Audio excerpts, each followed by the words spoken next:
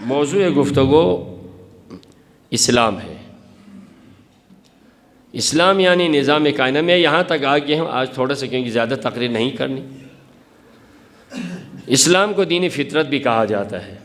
اسلام دین فطرت ہے، فطرتی تقاضوں کے مطابق ہے، یعنی جو بھی احکام آئے ہیں فطرتی تقاضوں کے مطابق اسلام ہے۔ لیکن کچھ چیزیں نہیں ہیں، کہتے ہیں تعویل کے طور پر فطرت کے تقاضے میں جاتے ہیں، لیکن ظاہری طور پر انسان کے فطرتی تقاضے میں نہیں ہے، شریعت کے تقاضے کے تحت ہے۔ باقی ساری چیزیں ہیں، سارے احکام فطرتی تقاضوں کے مطابق ہیں، کوئی خلاف نہیں ہے۔ اسلام کے انسان کے جو سرش میں، فطرت میں، نیچر میں ہے، اس کے اپوزٹ میں اسلام نے کبھی حکم نہیں دیا، بلکہ عین مطابق انسان کے عقلی تقاضوں کے مطابق اسلام کا جو بھی حکم ہے وہ ہے۔ لیکن کچھ ہیں جہاں شریعت کا الگ سے حکم ہے، وہ آپ اور میری سمجھ سے تھوڑا سا میں آپ کو مثال دیتا ہوں۔ اس کے لیے عقلی طور پر نہیں، یہاں اس کا فلسفہ اگر ہم تعویل میں جائیں، شاید آج اس پر تحقیق ہو رہے ہیں تو ہو سکتے ہیں، لیکن اس کے علاوہ ظاہراً ہماری سمجھ میں نہیں آتے یہ۔ مثلا جب کوئی مردہ مر جائے، جسم جب ٹھنڈا ہو جائے، غسل دینے سے پہلے کوئی زندہ مسلمان اس کو چھو لے، معمولی سے چھو لے، تو یہاں پر ہم عقلی تقاضے کے طور پر تو زیادہ سے زیادہ چلو اس سے اگر وائرس یا کوئی جراثیم وغیرہ اگر ہے تو اسی انگلی کو دھونا چاہیے، پورا جسم کو دھونے کا تھوڑا سا سمجھ سے باہر ہے نا جی۔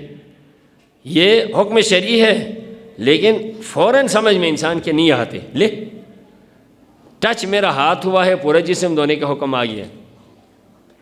وضو ہمارا ٹوٹ جاتا ہے، مثال کے طور پر وضو ٹوٹتا کہیں سے ہے، بناتا کہیں سے ہے۔ وضو بنانے کے لیے منہ ہاتھ دھونا ہوتا ہے، لیکن وضو کہیں اور جگہ سے ٹوٹ جاتا ہے۔ تو یہ کیسے؟ اسباب غسل کہیں اور سے ہیں، لیکن دھویا پورے جسم کو جاتا ہے۔ یہ چیزیں فوراً سمجھ نہیں، اگر اس کے تعویلات میں جائیں، بہت سارے احکام آج آپ کے تحقیقاتی ریسرچ سینٹروں میں ان کو دیکھا گیا ہے۔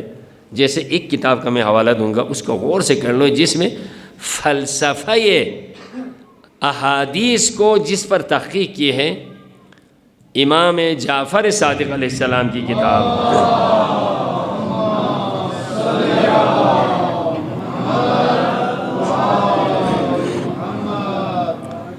جس کو تقریباً لکھنے والوں نے فرانسیسی زبان میں، انگریزی زبان میں لکھا، اس کا عربی، فارسی، اردو میں ترجمہ ہو چکا ہے۔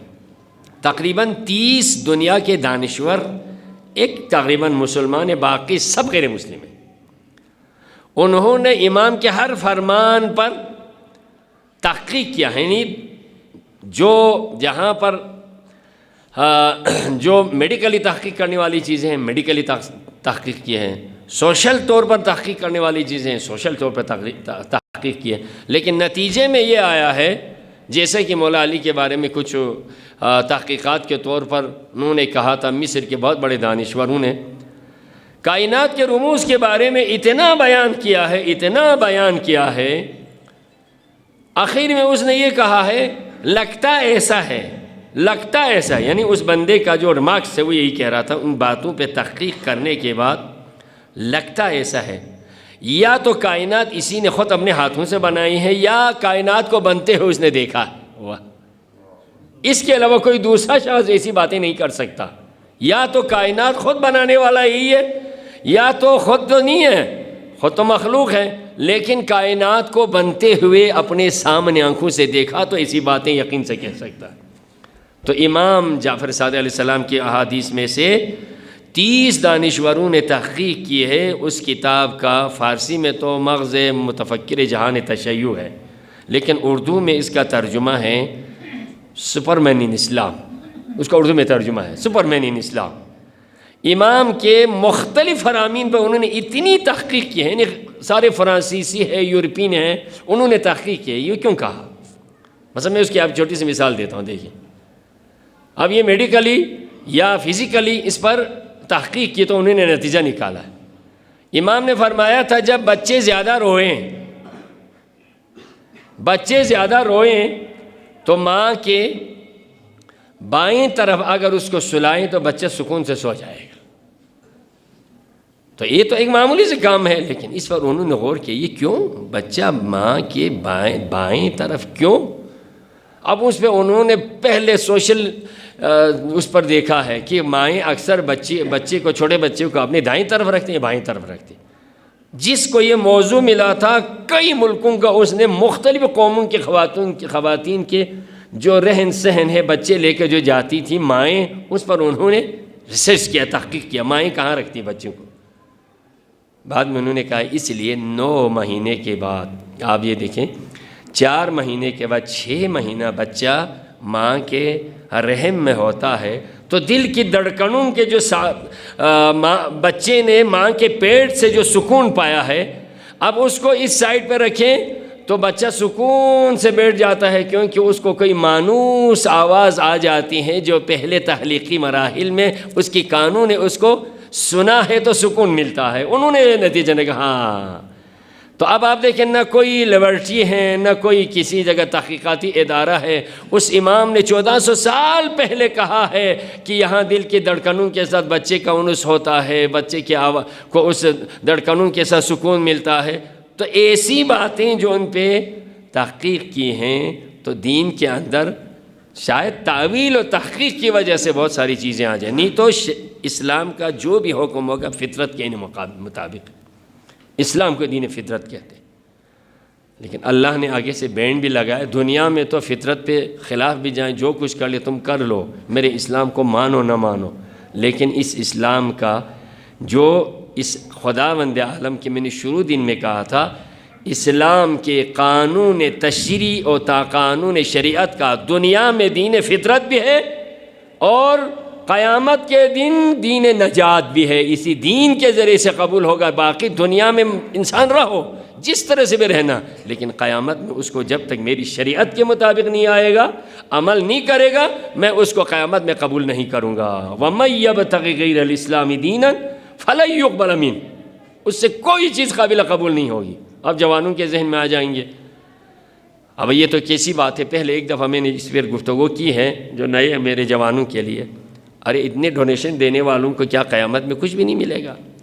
اتنے میڈیسن بنانے والوں کو قیامت میں کوئی نجات نہیں ہوگی؟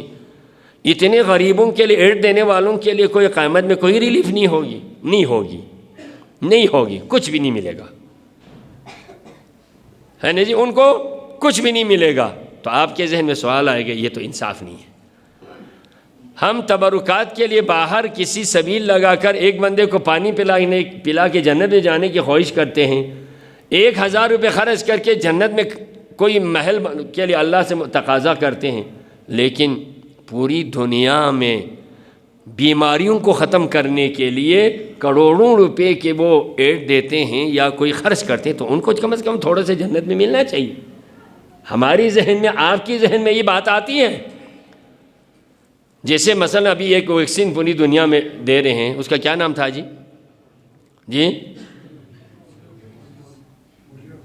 پولیو کون دے رہے؟ Bill Gates.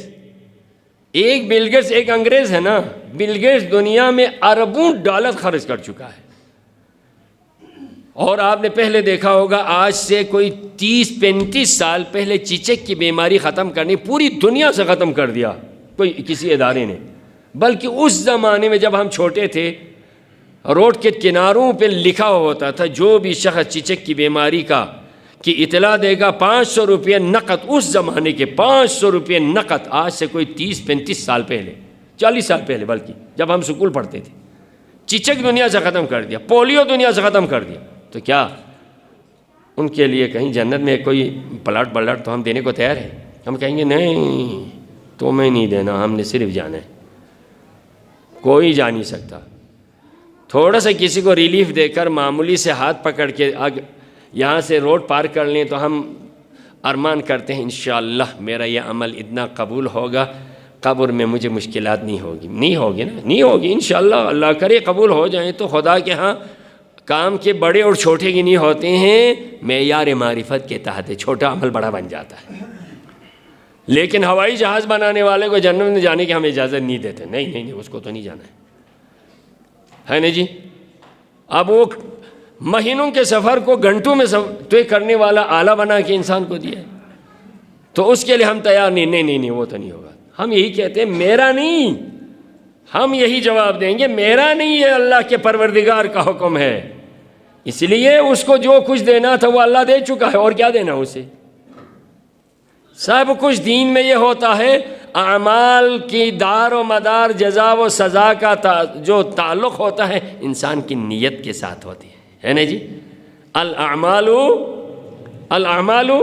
بالنیات، جتنی جیسی اس کی نیت ہوگی اتنی ہی اس کو جزا ملے گی۔ تو آپ بل گیٹ سے پوچھو کیا تم نے کل میدان محشر میں حساب آسان بنانے کے لیے دیا ہے؟ کیا تو نے حشر نشر کے حساب کو آسان بنانے کے لیے دیا ہے؟ کیا تو نے جنت میں کوئی محل حاصل کرنے کے لیے دیا ہے؟ کیا تو نے ہمارے نبی کے ساتھ یا کسی پیغمبر کے ساتھ اپنا حشر و نشر کے لیے تم نے خرچ کیا؟ تو اس نے کہا نہیں، تو میں نے ایسا نہیں دیا، میں نے انسانیت کی بھلائی کے لیے دیا، خدا کی مرضی کے لیے نہیں، جنت کے حصول کے لیے نہیں، بلکہ انسانیت کی خدمت کے لیے دیا ہے۔ تو اللہ آگے سے ہی کہے گا جس نیت سے تو نے دیا تھا میں نے تجھے دنیا دی ہے، آخرت میں کچھ نہیں ملے گا۔ من یرید الدنیا نؤتها منها، جو دنیا چاہے گا ہم دنیا اسی انداز میں دے گا، ومن یرید الآخرہ نؤتها منها، جو آخرت کو چاہے گا ہم آخرت دے گا، ہم آخرت دیں گے۔ ومن یرید الدنیا والآخرہ، جو دنیا و آخرت دونوں کو چاہے ہم دونوں دیں گے۔ اب اس کا ارادے کے ساتھ ہے، اس کی نیت کے ساتھ ہے، اس کی نیت کے ساتھ ہے، تو اس کے لیے نیت خدا کے لیے نہیں ہے، نیت اسلام میں ایڈمٹ ہونے کے بعد نہیں کیا ہے تو اس کو قیامت میں کچھ نہیں ملے گا۔ دنیا ملے گی، دنیا نیت کے ساتھ نہیں ہے، دنیا محنت کے ساتھ ہے۔ دنیا اس کے فزیکلی ضرورت کے مطابق آپ اس کو ڈیمانڈ کو پورا کریں تو اللہ نے دینا۔ تھوبے دے میں تھوبے دیا تھوبے دے نادا لنگاتی یالتا نارے نگاتی کشوں دے ہوتے رہے چائنا پی ہوتے رہے میں۔ ہاں جی، ہم چھوٹے چھوٹے وہ چیزیں کرتے ہیں، ہم اس کے فزیکلی ضرورت کو پورا نہیں کرتے تو اللہ نے دینا ہے۔ من یرید الدنیا نؤتها منها، ہم نے اسی طرح دینا ہے۔ اور وہاں سے آ جائے تو تر و تازہ آتے، اس میں کوئی خرابی نہیں ہوتے، جتنی سبزیاں ہوتے ہیں وہ اس کی ڈیمانڈ کو پورا کر رہے ہیں نا۔ ہم اللہ پہ بھروسہ کر کے لینے کی کوشش کرتے ہیں، وہ دنیا کو اسی انداز میں لینے کی کوشش کرتا ہے کہ جو اس چیز کا تقاضا ہے، جو متقاضی ہوتے ہیں اسی تقاضا کے مطابق اس کو دینے کی کوشش کریں تو پورا دے گا۔ لیکن قیامت میں وَمَن يَبْتَغِ غَيْرَ الْإِسْلَامِ دِينًا، جو دین اسلام کے علاوہ کسی اور دین کو، کسی اور نظام کو فالو کرے گا، دنیا ملے گی، وَهُوَ فِي الْآخِرَةِ مِنَ الْخَاسِرِينَ، قیامت میں نقصان اٹھائے گا۔ قیامت کو اگر دنیا کو آباد کر کے قیامت میں جنت بھی لینی ہے، الدنیا مزرعۃ الآخرہ، اسی لیے مولا الموحدین امیر المومنین علی بن ابی طالب نے فرمایا تھا، صلوات پڑھیں۔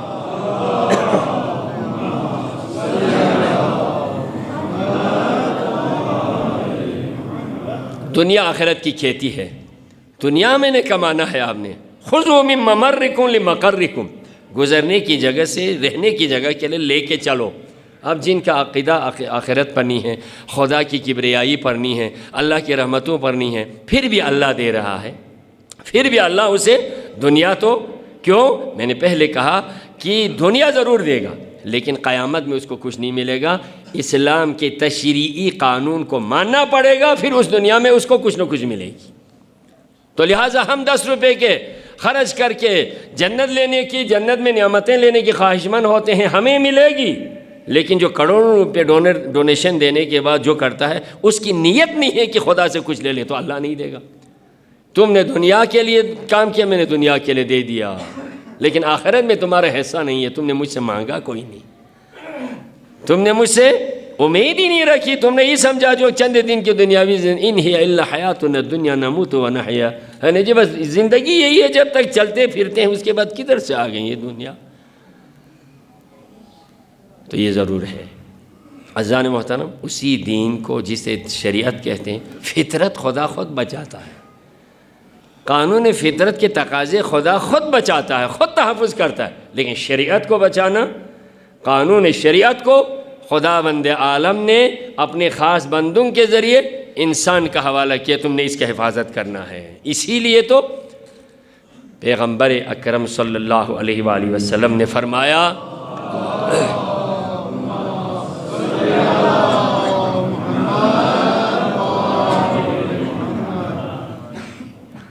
پیغمبر فرماتے ہیں میں نے دیکھا عرش کے دائیں طرف مکتوباً علی یمین العرش، میں نے سفر معراج پہ عرش کے دائیں طرف ایک تحریر میں نے پڑھ لی.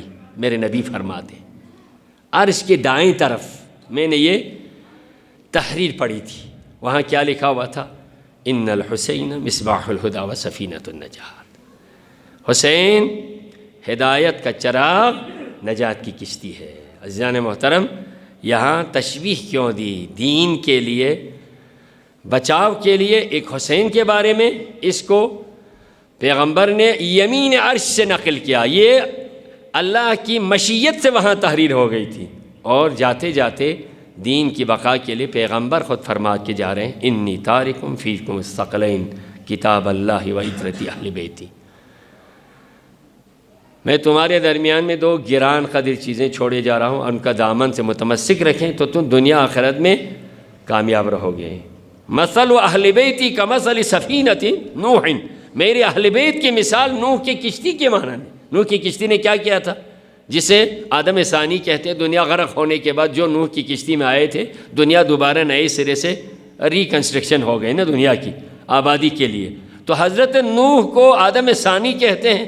تو خداوند عالم نے آدم کے بعد نوح کے زمانے میں دنیا نئے سرے سے آباد ہو گئی. تو پیغمبر فرماتے ہیں ان مثل اہل بیتی کمثل سفینۃ نوح. اس کو حدیث سفینہ کہتے ہیں. آل محمد کے دامن سے متمسک رہیں، لیکن یک طرفہ نہیں ہے. ہم یک طرفہ کوشش کرتے نہیں. حسین کو دو نسبتیں دی ہے. چراغ ہے، راہ ہدایت کے چراغ ہے، لیکن آپ یہ دیکھیں لے کے جانے والا جب چراغ کی حفاظت کرے گا تو چراغ اسے راستہ دکھائے گا. دو طرفہ ذمہ داری لگایا. زمانے کے بور سے نکلنے کے لیے حسین کو اللہ نے پیغمبر کے ذریعے سے پیغام دیا، میرا حسین نجات کی کشتی ہے. کشتی میں سوار ہو، لیکن سوار ہونے والا کشتی کی حفاظت کرو تو کشتی لنگر انداز ہو جائے گی. خدا نخواستہ کشتی کی خود حفاظت نہ کریں، کشتی کو خود نقصان پہنچائیں تو اس وقت کشتی انسان کے لیے سود مند ثابت نہیں ہوگی. آج بات اس بات کی ہے حسینیت کو اسی انداز میں لے لو جو حسین چھوڑ کے گئے ہیں زینب کے حوالہ کر کے. بہت سارے اس میں بہت اونچ نیچ کر دیا. آج ہماری خواتین دیکھیں الحمدللہ تھوڑی بہت ہمارے یہاں پر ہے، لیکن جس کے خود سر پہ چادر نہیں ہے زینب کا ماتم کر رہے ہیں. یہ کدھر کے کہاں کی یہ ماتم داری ہے؟ حسینیت کو آپ نے کہیں اور ڈگر پہ ڈال دیا. حسین کا آخری سجدہ بھی، آخری جو ذوالجناح سے گرنے کا طریقہ ہے وہ بھی سجدے میں جا رہے ہیں، لیکن بغیر نماز کے حسینی بننے کی کوشش کر رہی. یہ نہیں ہو سکتا، یہ نہیں ہو سکتا. بغیر خوف خدا کے، بغیر توحید کے، بغیر رسالت کے صرف حسین حسین کے کر نہیں. یہ ان چیزوں کو سامنے رکھنے کی ضرورت ہے. دنیا حسینیت کو اور انداز میں لے کے جا رہی ہے، ایسا نہیں ہونا چاہیے. آج کی رات انہی راتوں میں سے ہے جو بڑی محنت سے آج کی رات کو لے لی تاریخ عاشوراء میں. واللہ آپ غور کریں تو آج جب شام کے قریب ہو گئیں، مغرب کے قریب جب وقت آ گیا، اب آج کی شام کے بعد سے آج کی رات کو شام شہیدان کہتے ہیں، یعنی شہیدوں کی رات. کل کی رات کو کیا کہتے ہیں؟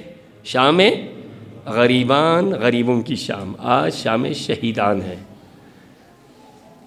جب رات ہو گئی، رات ہونے کے بعد نماز پڑھنے کے بعد شام و کوفہ والوں نے میدان میں شور مچانا شروع کر دیا. میدان میں شور مچانا شروع کر دیا. کبھی اس قسم کے یہی جملہ ذہن میں رکھنا، واللہ ہم 15 دن پہلے یہی صورتحال ہمارے پورے شہر میں یہی صورتحال تھی. ہم دین سے کتنے بے خبر ہیں. اتنے دول دھماکے ہو گئے کربلا کے میدان میں. اس رات عجیب منظر پیش کیا شام و کوفہ والوں نے. ہر قسم کے ساز و سرور اور ڈھول دھماکے ہو رہے ہیں. ڈر گئے سب، یہ کیا ہے؟ جب بھی کوئی ایسی مشکل آتی حسین عباس کو بلاتے تھے. عباس باہر پہرا دے رہے تھے، عباس کو خیمے میں بلایا. واللہ ابو الفضل عباس کے ایک رعب تھا. پورے تاریخ میں بعض تاریخ 15 سے 20-30 ہزار تک کا شام و کوفہ والوں کا لشکر ہے۔ ایک عباس اگر آپ دیکھیں، عباس کو بلایا، عباس جا کے دیکھو یہ قوم اشقیاء رات کے اس پہر کیا چاہتی ہے یہ؟ بھائی عباس جا کے ذرا دیکھو، اس رات کی قدر دیکھیں آپ۔ شب عاشور کی اہمیت کا تھوڑا سا میں لے کے جاؤں گا۔ ابو الفضل عباس حکم امام کے تحت مولا ضرور جا کے دیکھا، اتنے شور مچا رہے تھے۔ عباس نے کہا، اے کوفہ و شام کے فوجیوں، کیا ہے یہ؟ ایک گرجدار ایک ہی لفظ سے سناٹا اتنا چھا گیا، کسی ایسا ہوا جیسے ہر ایک کے سر پہ کوئی پرندہ بیٹھا ہوا ہے۔ سب نے کہا چپ رہو، سامنے عباس آیا ہے۔ عباس کا اتنا رعب تھا، کیوں شور مچا رہے ہو؟ اسی سے اور ایک جملہ آپ کو بتاؤں، 9ویں کی یعنی کل والی شام کو ابن زیاد نے عمر سعد کو ایک خط لکھا تھا۔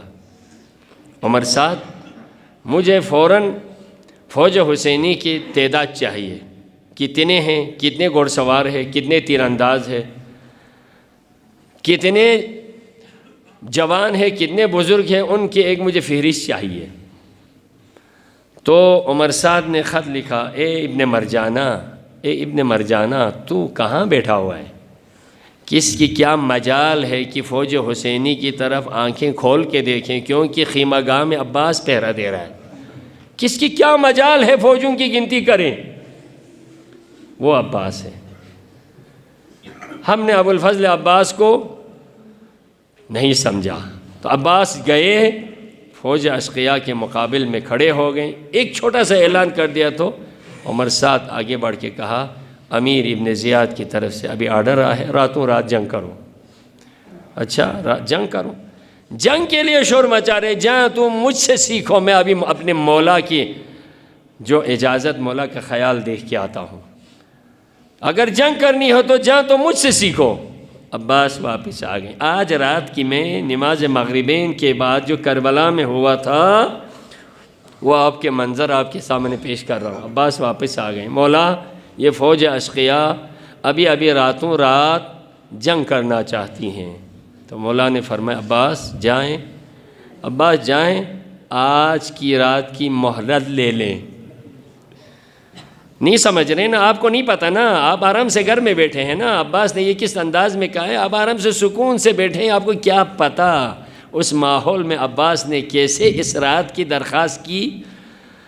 آپ اور مجھے اندازہ نہیں ہے، ہمارے روایتی انداز میں واقعے کو سن رہے تو ہم اس کو اپنے ذہن میں نہیں لے رہے۔ تو ابو الفضل عباس نے کیا کہا، مولا یہ شقی بے دینوں سے آپ اجازت مانگتے ہو، آپ مجھے اذن جہاد دے دو، واللہ صبح تک علم حسینی دار الامارہ کی چھت پہ نہ گاڑ دوں تو مجھے عباس نہ کہنا، مجھے عباس نہ کہنا۔ حسین کیا فرما رہے ہیں، بھائی کر سکیں گے آپ، کر سکیں، میں اس کے لیے نہیں آیا ہوں بھائی، یہ کر سکیں گے آپ، لیکن مرحلہ ابھی وہ نہیں ہے۔ عباس جائیں، آج رات کی مہلت لے لیں، آج رات کی مہلت لے لیں۔ میں نے پہلے بھی تذکرہ کیا تھا، عباس اتنا جلال میں آیا، واللہ اتنا جلال میں آیا۔ ایک دن تقریباً میں نے پہلے ذکر کیا تھا کہ ایک طرف حکم امام ہے، ایک طرف کسی کمینے سے اجازت لینے کا مرحلہ آ رہا ہے، تو کسی غیرت مند کے لیے کسی بے غیرت کے پاس جا کے اجازت لینا کتنا کٹھن مرحلہ ہوتا ہے۔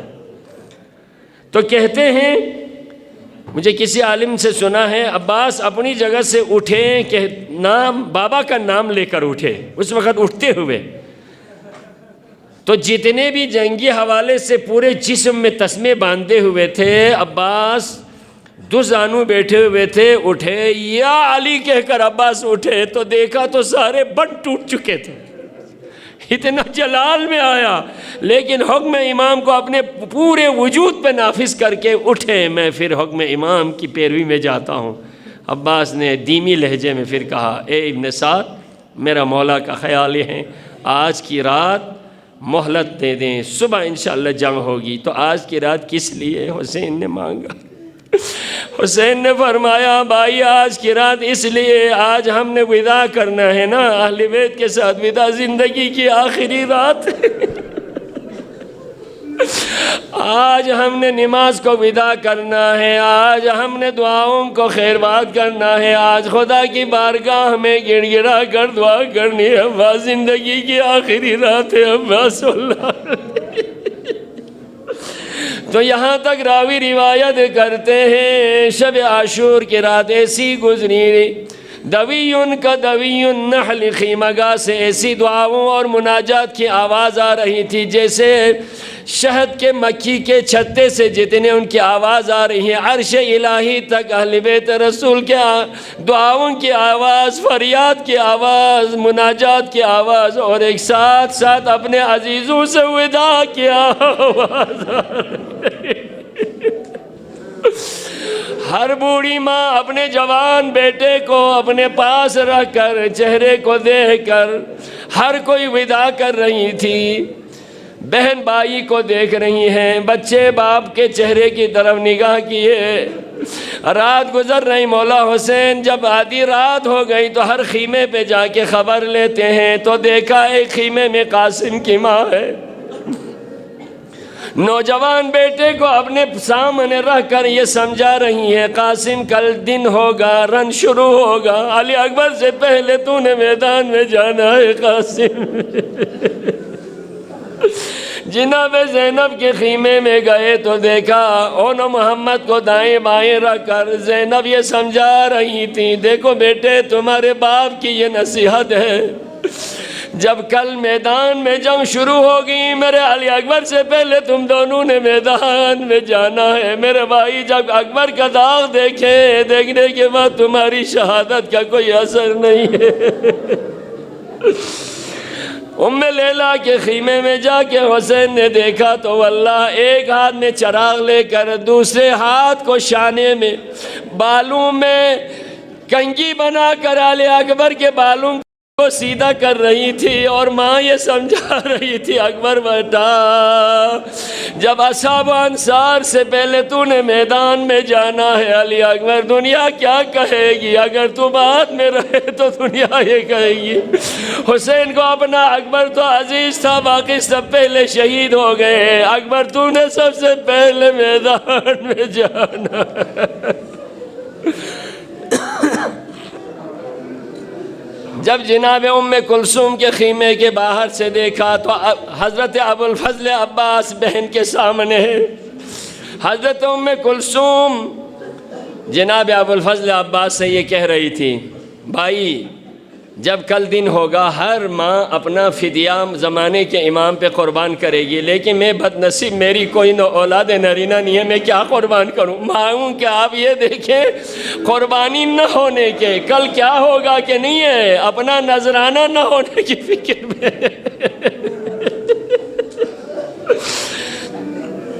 حضرت عباس علیہ السلام اس وقت اپنی تلوار کا سیقل اور اس کو تیز کر رہے تھے۔ ام کلثوم نے جب یہ کہا بھائی میں کیا نذرانہ اپنے امام پر، زمانے کے امام کے لیے میں کیا نذرانہ دوں، میں بدنصیب ہوں، میری کوئی اولاد نہیں ہے، تو حضرت ابو الفضل عباس آگے سے فرماتے ہیں بہن پہلے تو دعا کریں کہ میرے شانے سلامت رہے، میرے بازو سلامت رہے، میں کسی کو میدان میں جانے کی نوبت ہی آنے نہیں دوں گا۔ اگر خدا نخواستہ ایسا ہو کل اگر فدیہ نذرانہ دینے کا مرحلہ آ جائے تو عباس کے بازو پکڑ کے لے کے جانا، یہ میرا فدیہ سمجھ کے۔ زہرا کی بیٹیوں کو عباس حوصلہ دے رہے تھے۔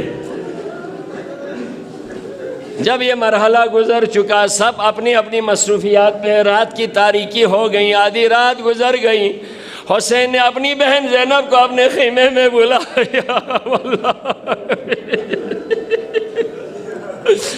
زینب کو بلا کہ حسین کیا فرما رہے ہیں؟ بہن زینب یہ ہماری آخری رات ہے بہن، کل دن ہوگا تو کوئی مرد زندہ نہیں رہے گا سوائے سید سجاد کے۔ ہم سب شہید ہو جائیں گے، دشمن خیموں تک آئیں گے، اسباب و سامان لوٹ کے لے کے جائیں گے، تمام مستورات کے جو پردے ہیں وہ بھی غارت ہو جائیں گے۔ زینب اب تک تسلی سے سن رہی تھی، جب پردوں کی بات آ گئی تو زینب نے کہا بھائی میں کیسے صبر کروں؟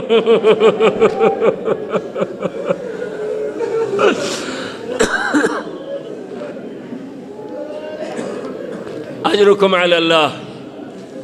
زینب کبریٰ میمے کسل گامل اسنابس دیوان حسینی کسل میولی لنگی زیزی ملسیمو یوم علاوہ یوم چمین بلکہ دشمنی ارمون لمتا سے یدا یل اسیر بے سے کہنا دشمن کنی دشمنی دربار کنی تھونا بازار کنی تھونا صبر بے سے یعنی صبر بیوس زینبی کسل میولے میمو یدانا بروے سوفوننگا تھیاک تک پا الزودنا امام محرم مصوب استریمو مدینی نا مکہ نا کرولات ہونی من پو میمو چوبیت پو سفردینو کیوں بستریمو نا محرم اس کلنے تھونا غچی ملے گی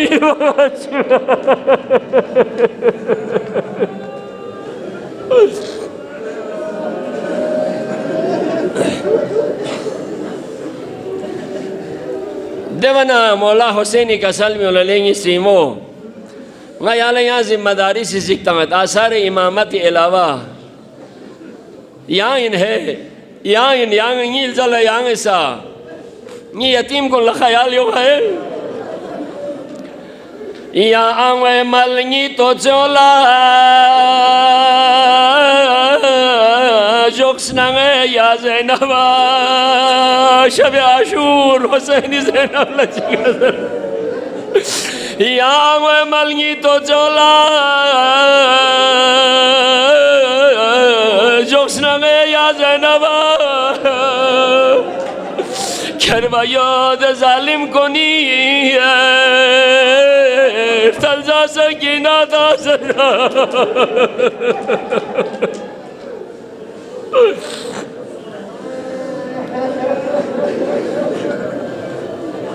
لینگی میمو حسین غلا یہاں لمحہ چیگی پری جخشی پری خواسا ماتونا غلا سکونو ممن لینگی میمو یانا بربے سو بیلزا لنگا چی بسخ سونا دک بلینگی میمو واللہ حسین لچام چرگت چک زینبی آلتش نارنا عزیزان واللہ گا میمون سیمے یونو خدا مندہ میمون سیمے برینو خشب و قائم دائم یقیا اللہ غیالا خشی باقی چیتا تا اصحاب انصار گامہ شہید سون حسین لا اہل بیتی جوانان بنی ہاشم سا گامہ شہید سون اخیر لا حسین میدانی بیمی وقفت ہلو یعنی میمون استریمی خشبال چکتو سے کچھ چکتو سے واللہ چام سے تیخ پین آل محمدی حسین آخری مرحلی کا استریمون بغولا اہل بیت لا ویدابے وقلر بینو جکلو شام کو پھپوں زرد یزید درباری تھون بھی وقلر یزید سی کربلائی سو بھی واقعوں ترسلو اینہ کتاں چی بیس زرون گاما سنگ آیا دی ظلم پا بیس دی حالت پا بیس زرون یزید ترسلو اینہ کتاں لیوت سے کتاں سی اہل بیت کا حسین نا آل رسول کا دیتے کتاں ظلم کتاں لسی گاہے موا اوسا مایو زر اللہ یزیدی کتاں لسی موا اوسا آنکھوں میں غربت پا توسا زرونا چیگی زر اللہ امیر غیلہ ملسا کھائی لنگا دا لنگا اوسو اللہ یا سنبے چک دوس دیوین مرحلہ چک بو گوئن پسر بنا حسین لا اصحاب و انصار گاما چھم سے پھونونا بونگا مسا چھم سے اخیر لنگایا سا از دے پتوں زربنا حسین ربینو سون شخصنا بیومی وقلا چھگو خاندان چینا جنازے بیوم صحبہ سے حسین اس کی لطازے ناموز گاما کنڈر لکھورے سوسی تران رول لکشلے سوخیان رول لکشلے وا محمدہ وا حسین آزر بنا غیلہ حسین چک پا غریب شسا غیہ گاما لنگوا حسو اللہ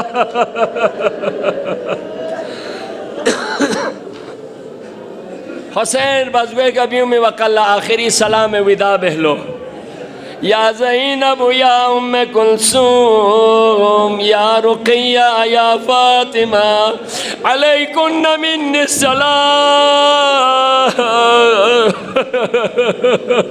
یہ آخری سلام پو یتی کا دکھ بسوزر حسین آخری سلام چکل.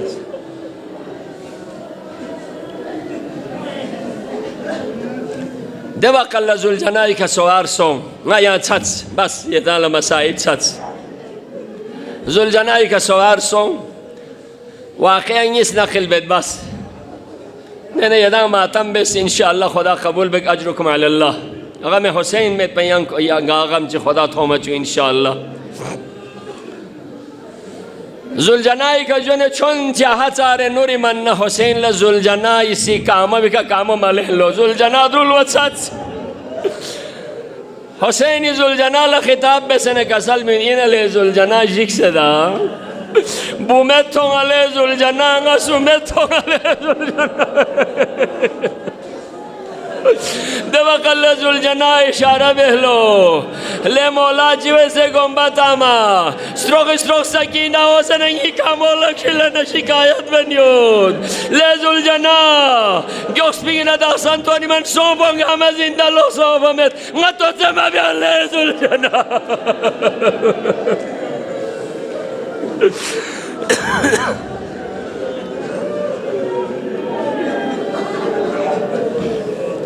دوک اللہ حسین التانا واقعا سروک سکینہ اسے ذوالجناح کامو لکشی لینا خود مطامہ یتسلو حسینی بابا سلطانہ سکینہ چکا سلبیون اولاد برابر اولاد یت پی نسو سنسے ناموس کی دیت پی میمو حسین بابا سلطانہ سکینہ چکا سلبیون دیکھانا سلا شخصی بابا حیات یہ جو پھول چیئے جو سے ینگی فامینو کھری ٹھانچی سکینہ لے بابا nga yalama şok mizer yang koci salah şok si le baba yang nga koci faminu kuri le baba yang isa muslim şehit söz bir vakalla koy tita bongo famin kure na koy ka fiyaglak bokal sadba şesmana rijani baba yang nga faminu çi kuri Hüseyin salah şahs آرام شوس یانگا فامینو لنس فیل زلا سکینہ چکا سلمیوت بابا نگی گوئے کنا یانگی لفظ پا چگلنی دول لن منا کسل میولو young یری امامتی فی اللہ پا نگی گوئے کا چک جو ہوئے بابا یانا بربے سو فیل زلا سکینہ یتیم سوزر گوئے کا خشی لگ پا یک خنچی سمی گو لگی بابا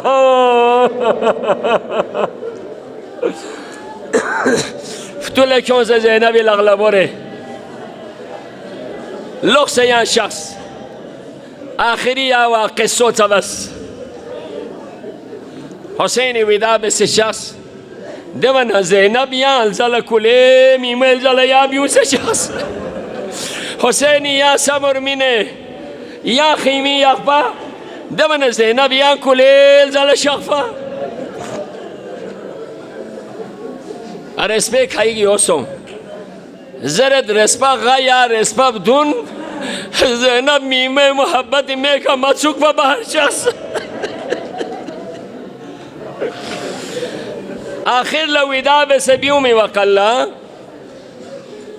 حسین چونچ نور ست پدئی من یفون یا حزین سکچی عمر اغلو مہلن مہلن ابن الزہرا لے زہرا یمی یود میمو حسین کچھ یہاں کلے شغل میمو یہاں کچھ کلے شغل حسینی یا فغل لوگ سلطانا میمے مصیبتینو میمے جدائینو مسوک پستیمو یہاں زل شخصت سلو دیرے سکا گسل میولو لے میمو یہاں ارتیکن مبوبس لیکن غلا آخری وقلا عزیزی زہرا سا غلا وسیعت چی بسید با زینب میمه حسینی آخری ودا بسه گوه وقالله عزیزی بدلی میمه کخمولا چیک شده درغل عزیزی وسیعت بسه پا یانگه یاری کخمو چیک غلط سب چکنا عزیزی وسیعت پا ملک اونک بله میمه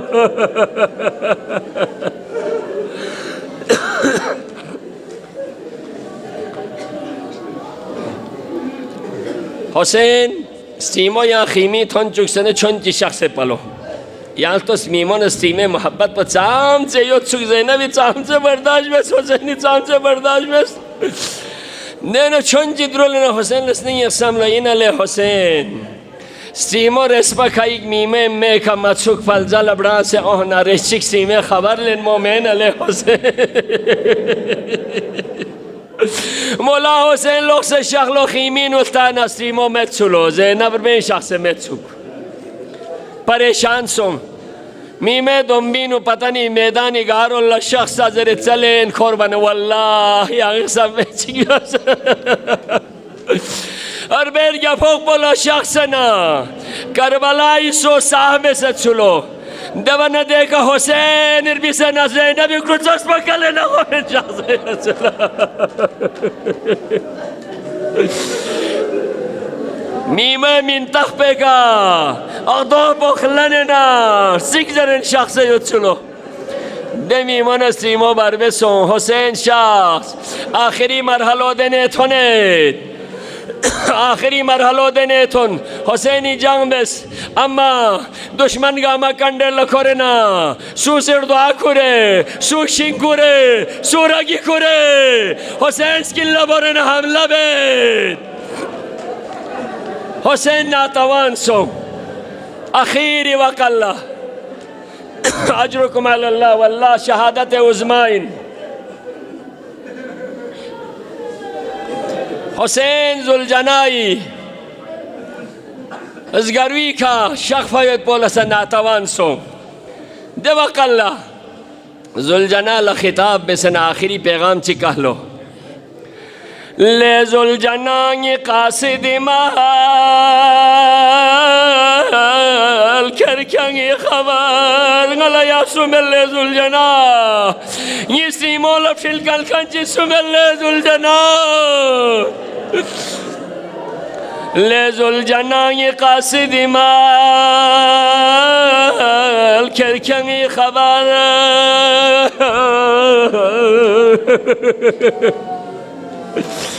نیستی مغل لزر سلام میمو دیرینتا میمو چمگت با دیرینتا زر زینب لصبور بیازر و حسینی آخری خبر بخی مقاله کری لیزل جنا و حسینا و محمد و سیعلم الذین ظلموا